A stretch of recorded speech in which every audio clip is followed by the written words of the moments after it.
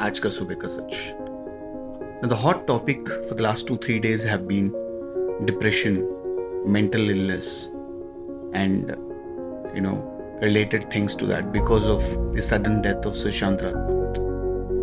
Now, is it new? No, it's not.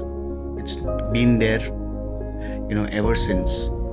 I'll give you an example that a man, met Swami Vivekananda when he was traveling to Europe and asked him that what is the reason of this depression, mental illness or fear. He replied and said that if you stop thinking about monkeys for a week, then I'll reply this question. Now, he met the gentleman after a week, and the gentleman with a lot of question mark asked Swami Vivekananda that till you mentioned monkeys, I was not thinking about monkeys at all. The moment you mentioned the monkeys, the group of monkeys or different monkeys I have seen in my life came in my mind, and I couldn't stop thinking but only monkeys. Why so?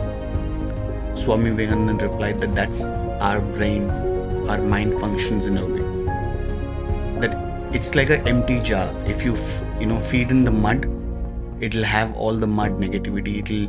The only way to remove this mud negativity is to fill the jar with the water so that the mud is cleaned. Now, many people confuse depression as the reason for failure. No, it's not. The depression is caused because of fear of acknowledgement. No matter how good you are, if you have a fear of acknowledgement, then the depression starts from there. And I have many friends, who've been giving their time, to handle this situation. So the education should be not to the people who are depressed. The education to the people should be who are around them, or who knows or who will know how to handle this mental illness.